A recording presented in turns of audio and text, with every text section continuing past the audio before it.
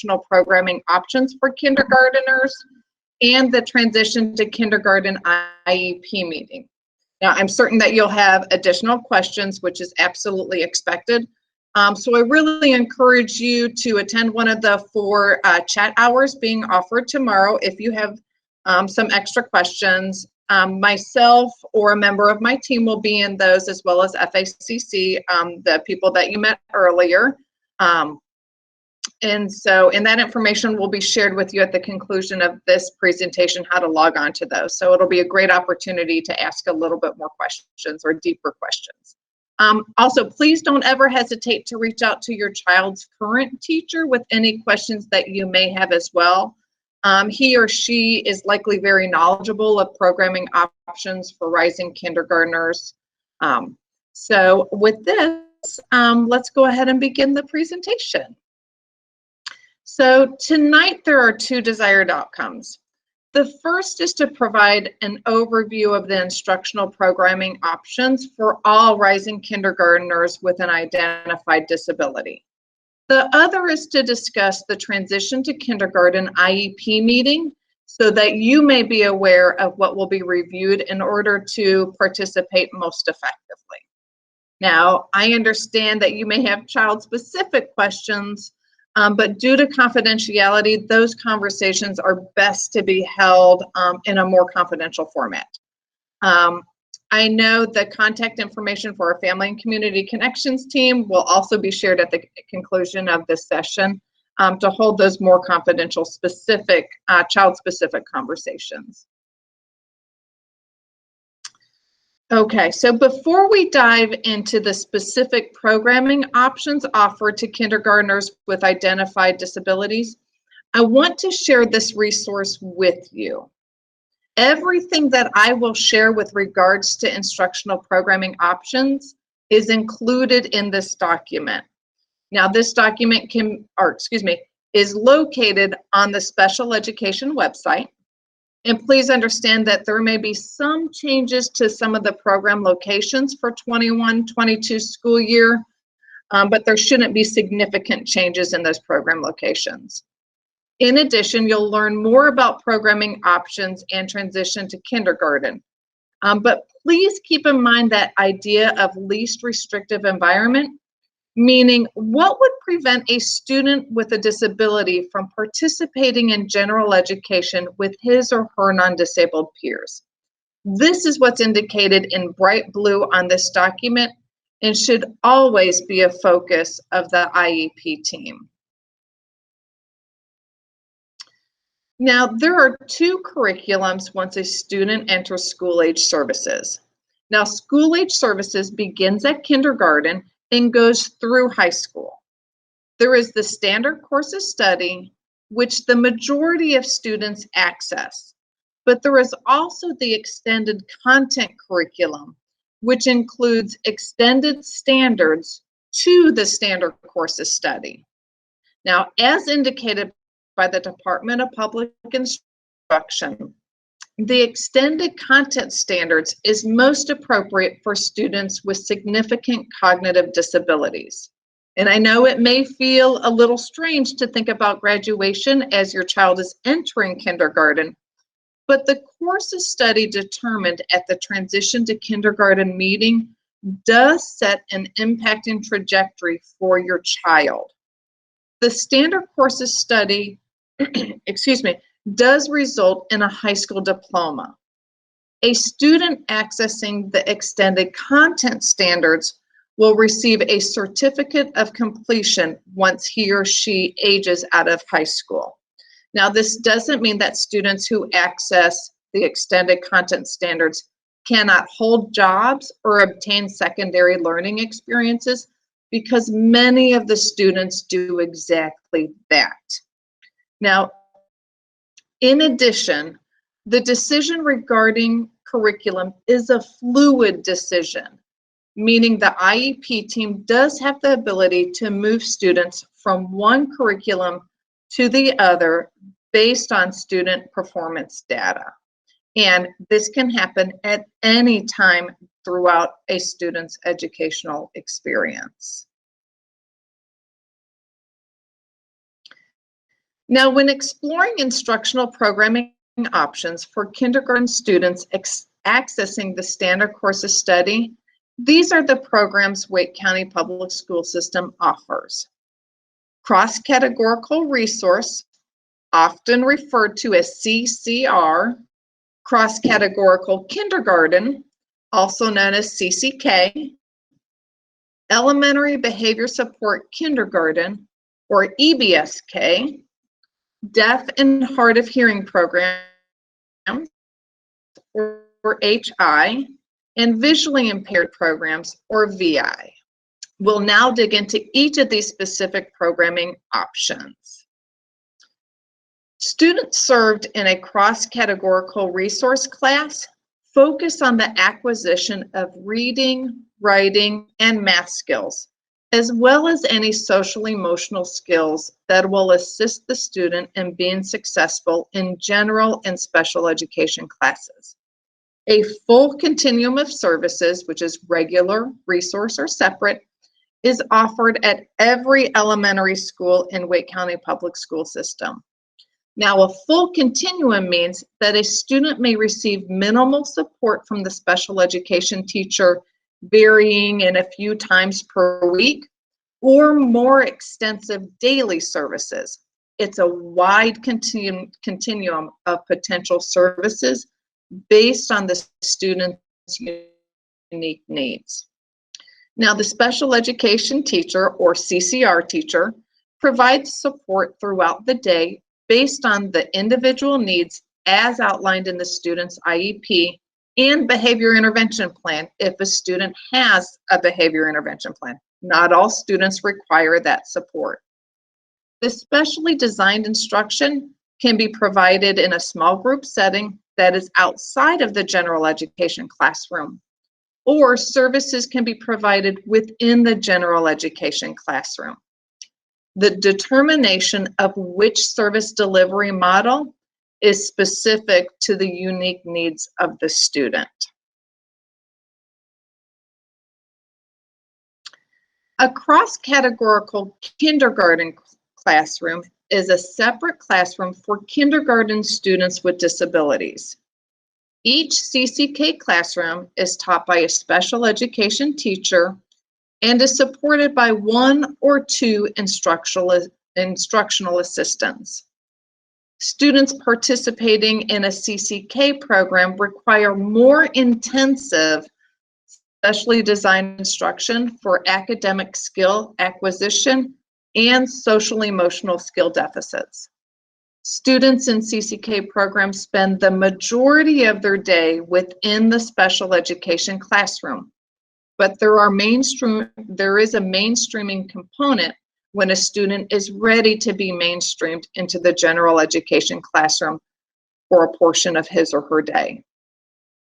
Now, one of the primary intentions of CCK is to be diagnostic, which means there's an emphasis on observational and academic data collection to determine if the student will access the standard course of study or the extended content curriculum after the CCK experience. CCK programs are not offered at every elementary school. There are currently 15 programs within Wake County elementary schools, so it's likely, with a total of 118 elementary schools, that students in CCK programs are not attending their base school. If a student is in need of a CCK program and it's not their base school, transportation will be provided to and from school. An elementary behavior support kindergarten classroom is a separate classroom for kindergarten students with disabilities. Each EBSK classroom is taught by a special education teacher, and the program is supported by one instructional assistant. EBSK programs typically do not have more than 6 kindergarten students due to the intense needs of the students who require the support of these programs. Students participating in the EBSK programs require a high level of structure and support to stabilize behaviors for successful participation in a general education classroom. In addition to the kindergarten standard courses study curriculum in the EBSK classroom, social skill integration is a large focus of the EBSK classroom. And like the CCK programs, the EBSK programs are not offered at all elementary schools. There are currently 7 EBSK programs within Wake County elementary schools. So again, it's not likely that students in EBSK programs are attending their base school. And of course, if a child requires an EBSK program, transportation will be provided to and from school. Classrooms that support students who are deaf or hearing impaired are specialized programs that provide a variety of services depending on a student's individual hearing and communication needs. The HI regional programs provide intensive support in audition skills, vocabulary, language acquisition, and self-advocacy in order to close the gap between the student's current language level and that of their peers. Now, students who participate in our HI program receive all initial academic instruction in mainstream classrooms. Our separate DHH and HI programs are also regional programs, and transportation would be provided if a student was attending a regional program.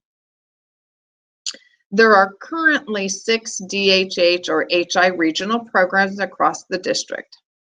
Now, if a student who is deaf or hard of hearing does not need the support of an HI regional program, HI Itinerant Services can be provided at the student's base school. Now, Itinerant Services are when an HI teacher who is not likely housed at the base school comes into that school and provides the specially designed instruction as indicated on the student's IEP. Classrooms that support students who are blind or have visual impairments are specialized programs as well, and they provide a variety of services depending on the student's individual needs. The VI regional programs provide students with intensive support as outlined in their IEP in accessing instruction through the expanded core curriculum, which we call ECC, such as orientation and mobility, assistive technology related to the specific vision impairment, and direct instruction on the targeted VI goals outlined in their IEP. This may include Braille. Now, Braille lists to adapt materials into large print and Braille formats. And Braille lists support students attending regional programs. Students are served following the standard courses study. And students attending their base school, much like the HI programs, can also be supported by the VI itinerant teachers and the orientation and mobility instructors.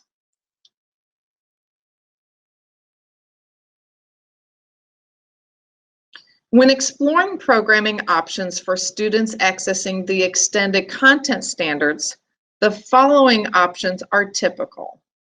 Extended Content Standards Level 1, Intellectually Disabled Severe Level 1 classes, and Deaf or Hard of Hearing ECS classes. Now let's dig into the details of these regional programs just in a little bit more detail. So students served in the Extended Content Standards 1 classrooms benefit from a highly structured learning environment. Instruction has an emphasis on individual communication and social skills. ECS regional programs respond to the needs of students who require visual and physical support and a consistent, predictable daily routine. Teachers utilize a variety of teaching methods in order for students to demonstrate their knowledge to make progress towards the North Carolina Extended Content Standards and their IEP program goals. ECS programs focus on academic and functional skill acquisition through center work rotations, independent work, and small and large group work. ECS classrooms are separate regional programs and are designed to serve students at a proximity elementary school if a program is not within their base elementary school. And ECS programs are broken down into 2 levels. The level 1 programs are for students in grades K through 2nd grade, and the level 2 programs are for grades 3 through 5. Students in ECS classrooms are supported by 1 special education teacher and 1 or 2 instructional assistants, and have up to 10 students in the classroom.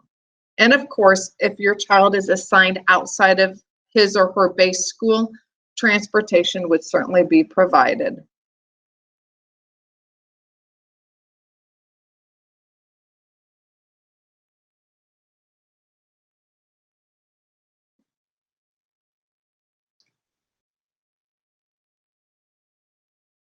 Students in the intellectually disabled severe program also benefit from a highly structured learning routine. Instructional strategies are often to demonstrate awareness towards the educational environment through voice, sound, touch, and physical prompting. Like the ECS programs and other regional programs, the ID Severe is also a regional program, and of course, transportation would be provided to or from school if the child is assigned to the ID Severe programs.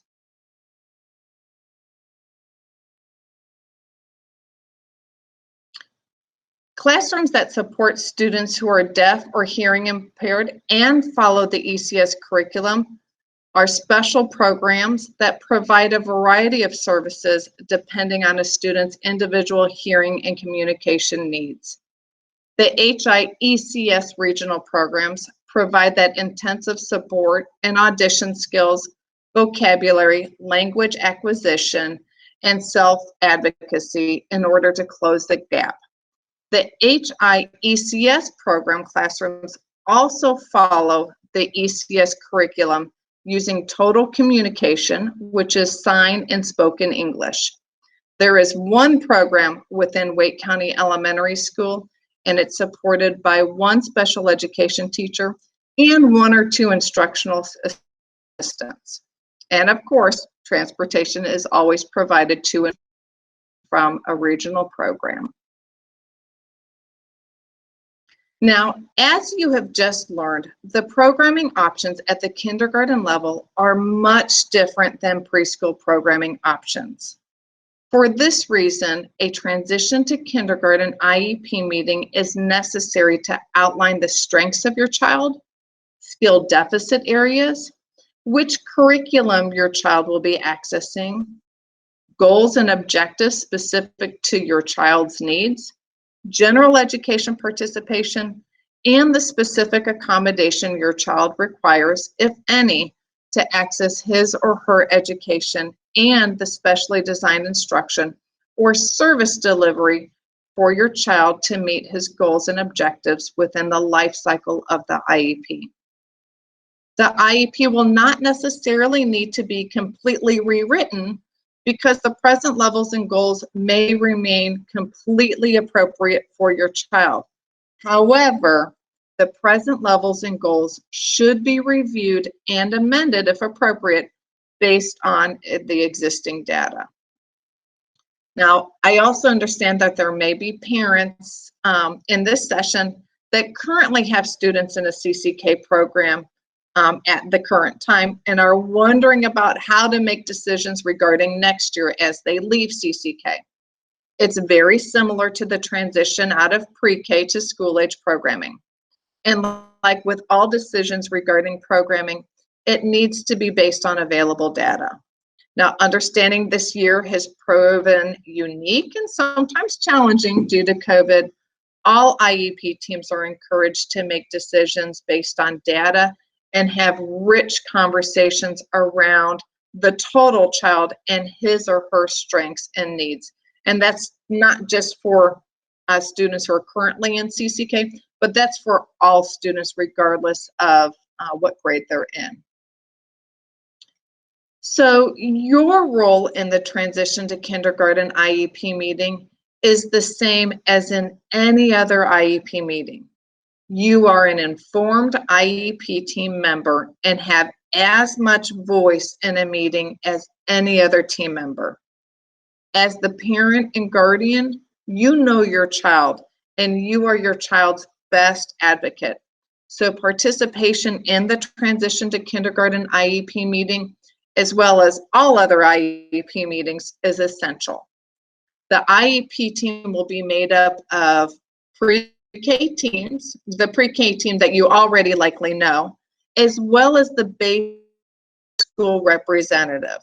This will also give the base school the opportunity to learn about your child and provide valuable input regarding kindergarten programming.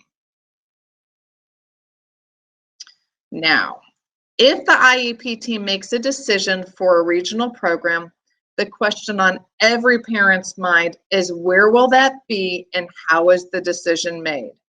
Special Education Services makes every attempt to have students participate in programs as close to home as possible if the IEP is not able to be implemented in their base school. The first task Special Ed Services does is to identify the student's base calendar. This is especially important if the student has siblings already enrolled in Wake County. The next task is to locate the closest program that matches that base calendar with available capacity. And this process works in most situations, but there are times when we have to deviate from this process, but it's not frequent. Now, the next question is, when will I find out my child's assignment? And this can be found through the Power School portal. All enrolled students should have a Power School number, and parents should be able to access the Power School portal. Next year's assignments are typically released around May 1st. If your child's transition to kindergarten IEP meeting is after May 1st, just allow up to about 10 calendar days for that assignment to be processed. If you do not see that assignment after that time, please reach out to your pre-K teacher to make sure all of the documentation has been submitted to Special Education Services. In addition, if you're struggling with accessing the Power School portal or are in need of additional information, please reach out to your child's current school and they should be able to provide you with some guidance. So with concluding tonight's session, I'd like to remind you that you were on this wonderful journey as your child enters kindergarten, but please know that Special Ed Services is here to support both you and your child. And I thank you for your attention and participation. It has been my absolute pleasure to talk with you and share this information. Audrey, I think I'll hand it back over to you. And I don't know if we have times for questions or if we have to move on. We're going to keep going. I'll share some information about questions a little bit later. If you could go on to the next slide, Melissa. Sure. Okay, so thank you so much, Melissa, for that wealth of information. I hope this has been a very informative session for you. I mean, she shared it all, so that is really good to help prepare you and your student for transitioning into kindergarten. So the Special Education Services page of Wake County Public School System website has a wealth of information, and we encourage you to visit our site. In addition to the special education webpage, we always recommend that parents access the wide variety of resources available also on the Wake County Public School System website at wcpss.net. Next slide. Okay, thanks, Melissa. Tomorrow, April 14th, please join us at one of our live parent chat hours. We will answer general questions that you might have about the information that Melissa has shared tonight about transitions. Or you may have had some questions that were not answered during this presentation and you thought of something that you would like to ask. Join us tomorrow at one of our parent sessions, April 14th. We have 4 sessions, 10 to 11, 12 to 1, 2 to 3, and 6 to 7. We are limited to 25 parents per session in our 4 sessions. Please note, for confidentiality purposes, we'll only answer general questions during these live chat sessions. If you have specific questions about your child, please feel free to contact your child's teacher, case manager, principal, or reach out to Family Community Connections. You will receive an email after this session that will enable you to sign up for the parent chat taking place tomorrow. Coming soon, Special Education Services will be providing additional parent spring sessions. On April the 21st, please join us as our Related Services team will provide you with information on some of our related services. Information will be shared about speech-language therapy, occupational therapy, audiology, and physical therapy. So join us. On April 7th, please join our policy team as they discuss parent advocacy. There will be additional live parent chats at the end of each of those sessions on April 22nd and on April 28th to answer any questions that you may have that we can answer that are not too confidential. So we are your Family Community Connections team. We hope that you found this session informative as you plan for your child's transition to the next level. If there's a part of this session or any previous session that you missed or you would like to review again, this session is being recorded, and will be loaded on our special education website. So check it out on the website if you'd like to go back to information in this session. If you have questions about special education services or the IEP process or transition, and you didn't get your questions answered, please join our chat. And remember, you can always reach out to Family Community Connections for any questions that you may have, and we will connect you to the resources. Thank you again for joining this evening. Thank you for your patience in entering into this session. We really appreciate your time this evening. Thank you so much.